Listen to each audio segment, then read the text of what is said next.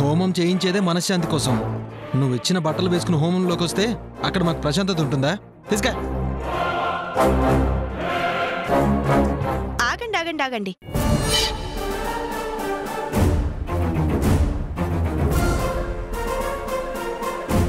పాపం మంచులో అంత ప్రేమగా బట్టలు తెప్పించిస్తుంటే వద్దనకూడదు. తీసుకోండి.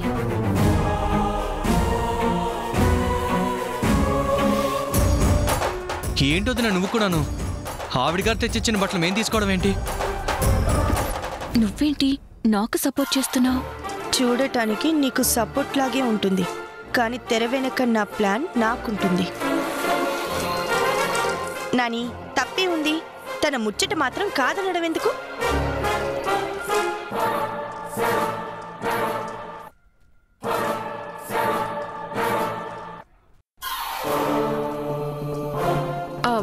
అక్క, ఇది నీకు. జాండి, ఇది మీకోసం తీసుకొచ్చాను, తీసుకోండి. నాకేం అక్కర్లేదు. అక్క, నువ్వైనా తీసుకోమని చెప్పక్క. ఏమండి, కాదనకుండా తీసుకోండి. తీసుకోండి.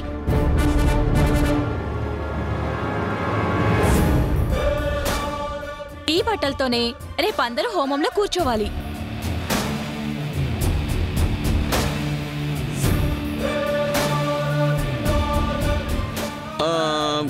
ఒకటి, 2, 3, 4. బావా, ఏంటి లెక్క పెడుతున్నావు? ఏం లేదు శ్రవణ్ బావా, మనం ఈ నుంచి 9 మంది గుడికి పోతాం, కానీ 8 మంది మాత్రమే తిరిగి ఇంటికి వస్తాం. ఎట్లన్నట్టు?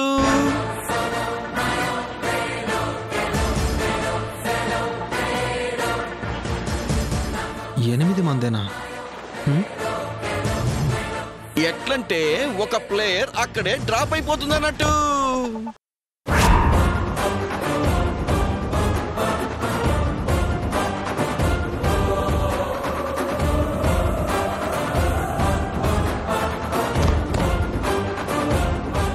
అవునన్నయ్య, అదే జరిగితే సూపర్ గా ఉంటుంది. అది ముక్కు మీద కోపం.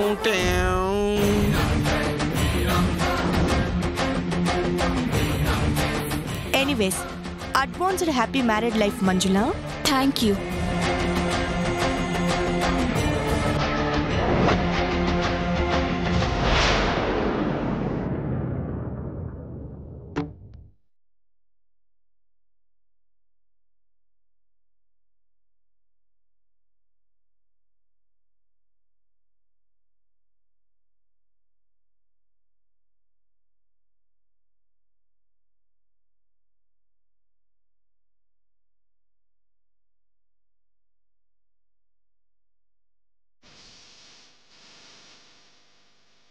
సరస్వతి,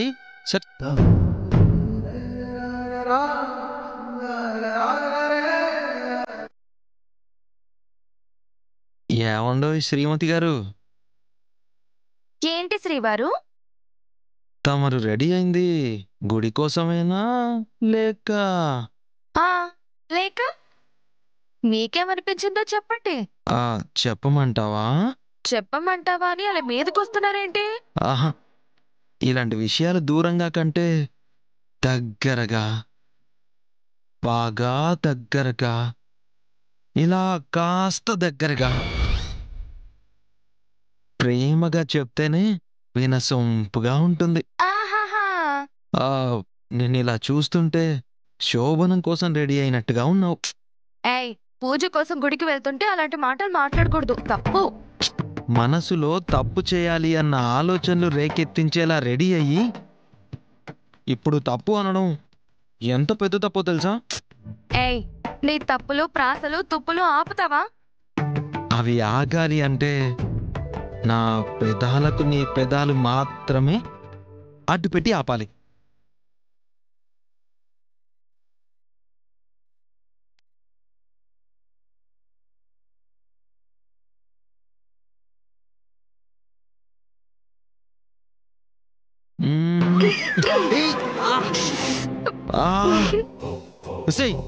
మొగుని ప్రేమగా దగ్గరికి రానాలి గాని ఇలా దూరంగా తోసేయకూడదు. హిందూ వైవాహిక చట్టం ప్రకారం భార్య అలా చేయడం క్షమించరాని నేరం.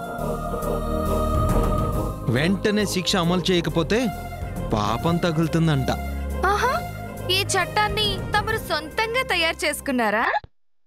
అంటే అది ప్లీజ్ సరస్వతి. పూజకు టైం అవుతుంది, వెళ్దాం అబ్బా, కదా. సరస్వతి వెళ్ళొచ్చులే గాని కాస్త ఉండు. ఎప్పుడు టెన్షన్స్, గొడవలు, చిరాకులు. దొరక్క ఏకాంతం దొరికింది. పైగా నువ్వేమో అప్సరసలా ఉన్నావు. చిన్న కిసివచ్చు కదా.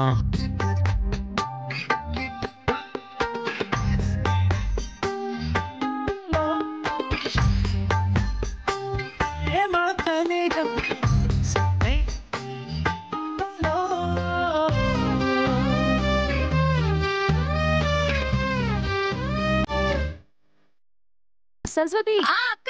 ఆ, ఆ.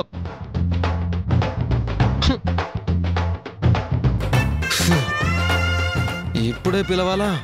శ్రవణ్, వస్తున్నా వదినా.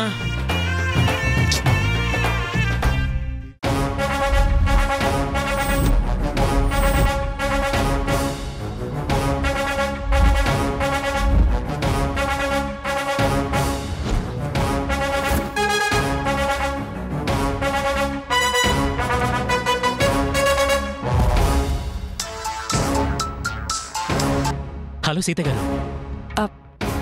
ఫస్ట్ రింగ్కి నువ్వు ఫోన్ లిఫ్ట్ చేసావంటే నువ్వెంతగా ఎదురు చూస్తున్నావో నాకు అర్థమైంది రాకేష్. మేము గుడికి బయలుదేరుతున్నాం. నేను మళ్ళీ ఫోన్ చేయగానే నువ్వు వెంటనే అక్కడికొచ్చాయి. నేను చెప్పిందంతా గుర్తుంది కదా? గుర్తుంది మేడం, తప్పకుండా వస్తాను. కానీ ఇంకో విషయం జాగ్రత్తగా గుర్తుపెట్టుకో రాకేష్. ఎట్టి పరిస్థితుల్లోనూ నువ్వు మిస్ చేయకుండా రావాలి. ఆ సుబ్బలక్ష్మి మెళ్ళో తాళి కట్టాలి. ఈ రోజు గనక మిస్ అయిందంటే తను ఎప్పటికీ నీకు దక్కదు. లేదు మేడం, ఈ రోజు కోసమే నేను వెయిట్ చేస్తున్నాను. ఎలా మిస్ చేసుకుంటాను? కాకపోతే ఈ పెళ్లికి తను ఒప్పుకుంటుందా లేదా, ఈ పెళ్లి జరుగుతుందా లేదా అని కొంచెం టెన్షన్గా ఉంది మేడం. నీకెందుకలా అనిపిస్తుంది? గతంలో 2 సార్లు సుబ్బలక్ష్మి పెళ్లి చేసుకోవాలనుకున్నాను. ఏవో కారణాల వల్ల పెళ్లి జరగలేదు. నిన్న కలిసినప్పుడు తన ప్రవర్తన ఏదో కొంచెం తేడాగా అనిపించింది. తెలియకుండా ఏదో కీడు శంకిస్తోంది మేడం.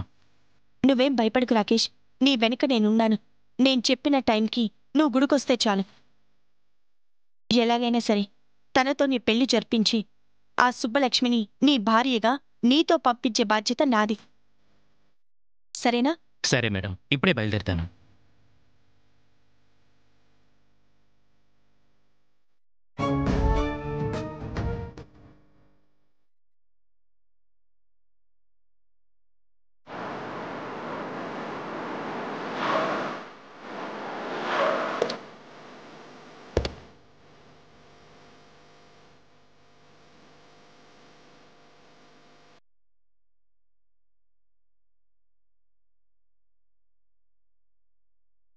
నమస్కారం రామరాజు గారు. నమస్కారం పంతులు గారు. సిద్ధాంతి గారు వచ్చారా? లేదండి, ఇక్కడ శాంతి హోమం జరిపించడంతో పాటు అదే సమయానికి మీ కుటుంబం పేరు మీద ఇక్కడ శతగాయత్రి చేస్తే మేలు జరుగుతుందని సిద్ధాంతి గారు ధ్యానంలో కూర్చున్నారు.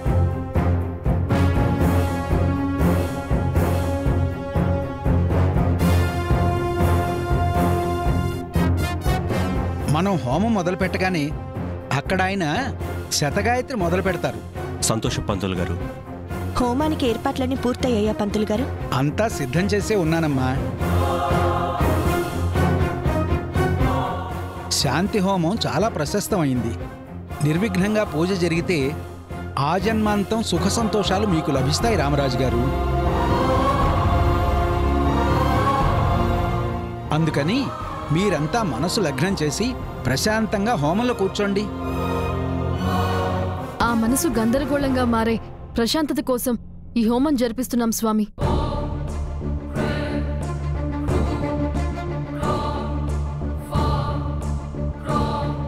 అవును స్వామి, మాలో ఏ ఒక్కరి మనసు కుదురుగా లేదు. అందరికీ అశాంతి ఉంది. అవన్నీ పోనీకే కదా హోమం చేయించేది. మొత్తం పూర్తయినాక దరిద్రం పోతుందేమో. బాగా చెప్పావు చిట్టి. ఈ హోమం వల్ల కొంతమందికి బుద్ధి జ్ఞానం వచ్చి పట్టిన పైత్యం వదలాలని దేవుణ్ణి వేడుకుంటాను. ఇక్కడే మాటలతో కాలం వెళ్ళదిద్దామా, లోపలికి వెళ్ళి హోమం మొదలు పెడదామా? రామరాజు గారు, హోమం జరిపించాల్సిన కర్త మీరే కాబట్టి పట్టు వస్త్రాలు ధరించి వస్తే హోమం మొదలు పెడదాం. అలాగే పంతులు గారు. రండి, పదండి.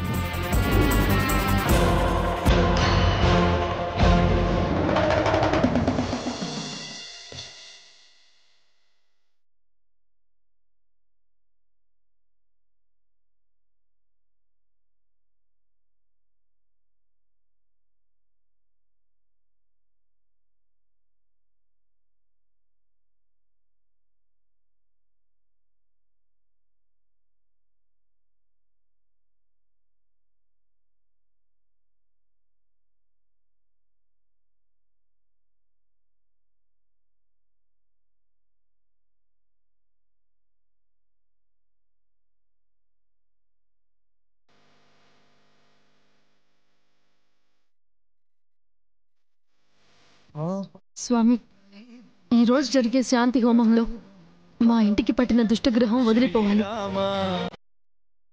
ఇంతకు ముందు మాకెప్పుడు ఏవో చిన్న చిన్న అభిప్రాయ భేదాలే తప్ప మాలో మాకు ఏనాడు గొడవలు లేవు. పైగా ఒకరి మీద ఒకరికి గౌరవం, ప్రేమ ఉండేవి. కానీ ఎక్కడి నుంచి తగలబడిందో ఆ మంజుల. పేరుకే కలిసి ఉంటున్నాం కానీ సమస్యలతో సతమతం అవుతూ దూరంగా ఉంటున్నట్టే ఉంటుంది. ఇక నుంచి మా కుటుంబానికి పట్టిన పీడ వదిలే అంతా మంచి జరిగేలా చూడు స్వామి. మా సీతక్క రామరాజు బావ మంచిగా ఉండాలి. వాళ్ళిద్దరూ మంచిగా ఉండాలంటే నడిమిట్లున్న శూర్పణకని నువ్వే పంపించాలి స్వామి.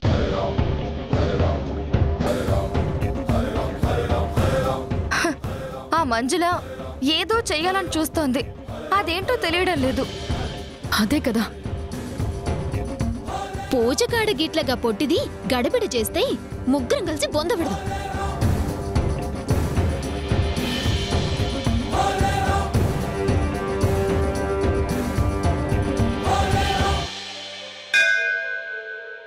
దేవుడా, నన్ను ఆశీర్వదించి ఎలాగైనా సరే రామరాజు గారు తన చేతులతో నా మెళ్ళ తాళి కట్టేలా చెయ్యి. ఆ ఇంట్లో నా స్థానాన్ని శాశ్వతం చెయ్యి. నేననుకున్నది జరిగేలా దీవించు.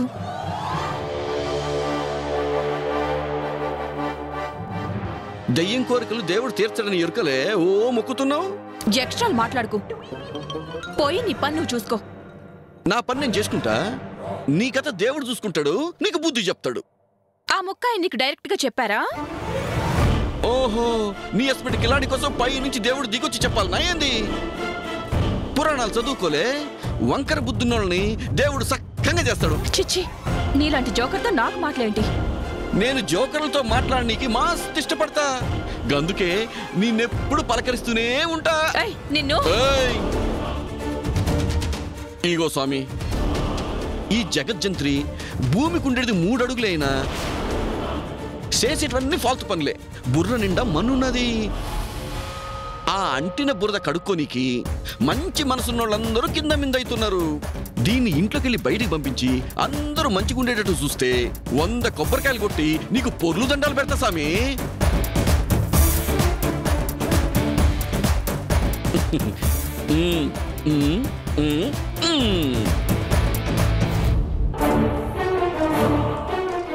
ఎంత పొగరా నీకు? నన్నే అన్ని మాట్లాంటావా? రామరాజు గారితో నా పెళ్ళయ్యాక నీ సంగతి చెప్తాను.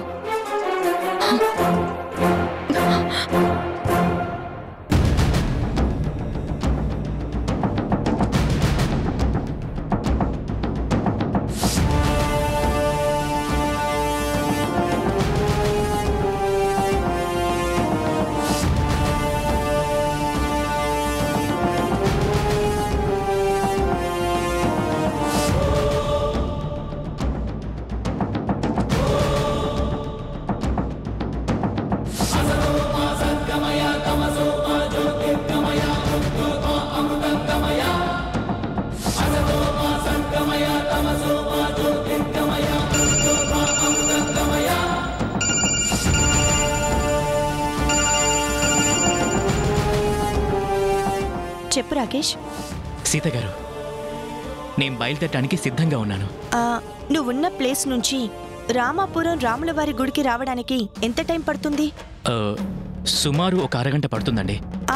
మాకిక్కడ హోమం పూర్తయ్యేసరికి గంటన్నర పడుతుంది. అది పూర్తయ్యేలోపు నువ్విక్కడుంటే సరిపోతుంది. ఖచ్చితంగా ఆ టైంలోపు అక్కడ ఉంటానండి. కానీ నువ్వేం కలవరపడొద్దు రాకేష్. నీ ప్రేమలో నిజాయితీ ఉంది కాబట్టి గ్యారెంటీగా నువ్వు ప్రేమించిన అమ్మాయితోనే నీ పెళ్లి జరుగుతుంది. నువ్వు మనసులో ఎలాంటి సందేహాలు పెట్టుకోకుండా గుడికొచ్చేసాయి. సరే సీత గారు. అలాగే.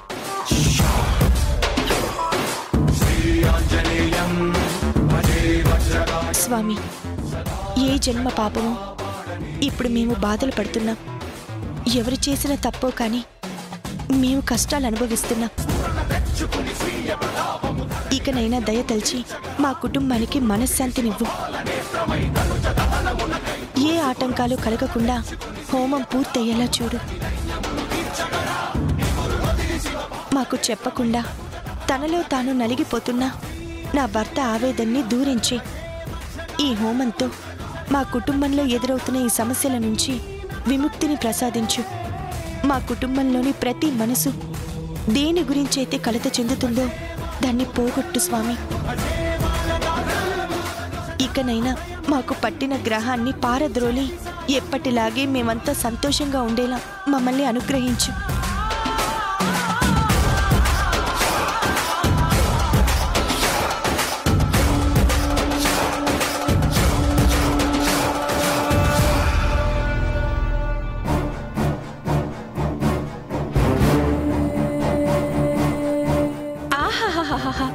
ఎంత అందంగా ఉన్నారు రామరాజు గారు.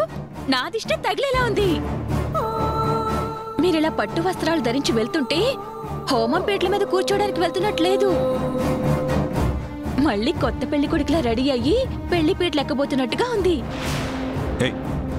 పిచ్చి మాటలు కట్టిపెట్టి పోయి సైలెంట్ గా కూర్చో. సైలెంట్ గా కూర్చుంటే నేను అనుకున్నది ఎలా జరుగుతుందండి? హోమం పూర్తయ్యేలోపు మీరు మారు మాట్లాడకుండా నా మెళ్ళ తాళి కట్టాలి.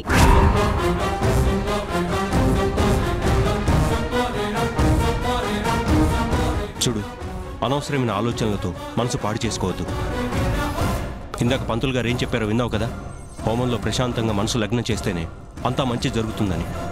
ఆయన చెప్పింది మీ మంచి గురించి, నేను చెప్పేది మన మంచి గురించి. హోమం మీదే కాదండి, మన లగ్గం మీద కూడా మీరు మనసు లగ్నం చేయండి.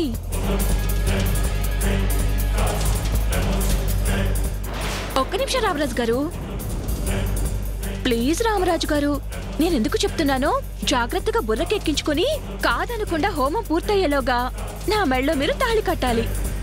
ఏంటి బెదిరిస్తున్నావా? కట్టకపోతే ఏం చేస్తావు? ఏం చేస్తానో మీకు బాగా తెలుసు. అయినా చెప్తాను వినండి. మీ గుండెలో రావణ కాష్టలా తగలబడుతున్న మీ మనోవేదనకి ఆజ్యం పోసి ఇంకొంచెం మంటని పెంచుతాను. మీరు ఊరి చివర రహస్యంగా భద్రంగా పెట్టిన మంజుల నేను ఒకటి కాదని అందరికీ చెప్తాను. మీకు ఆ మంజులకి మధ్య ఉన్న సంబంధాన్ని బట్టబయలు చేస్తాను. హోమగుండంలో మండుతున్న అగ్ని సాక్షిగా మీ కుటుంబం ముందు మీరు దాచిపెట్టిన నిజాన్ని బద్దలు కొడతాను. మంజుల, నీ ఆలోచన తప్పు. ఇప్పటిదాకా నీ దురాశ కోసం నా ముందర కాళ్ళకి బంధం వేసి కట్టిపడేశావు. ఇదే మాట పదే పదే చెప్పి ఇంట్లో నువ్వు చేస్తున్న పిచ్చి వేషాలకి నేను సమాధానం చెప్పకుండా చేశావు. అదంతా భరించాను కదా అని ఇప్పుడు నీ మెళ్ళో తాళి కట్టడం అసంభవం. అంతేనా? అంతే. ఇదే ఫైనలా? కన్ఫామ్గా ఇదే ఫైనల్. సరే అయితే, గతాన్ని మీ వాళ్ళకి చెప్పుకోలేని మీకే అంత పట్టుదలుంటే మీ గతం క్షుణ్ణంగా తెలిసిన నాకెంత మొండి పట్టుదలుండాలి. మీరు కాదు అంటే నేను సరే అని ఊరుకోను. ఇదే హోమం పూర్తయ్యేలోపు ఇదే అగ్ని సాక్షిగా మీతో నేను తాళి కట్టించుకుని తీరుతాను. నీకు అనిపించా? చెప్తే వినవా? అర్థం కాదా నీకు?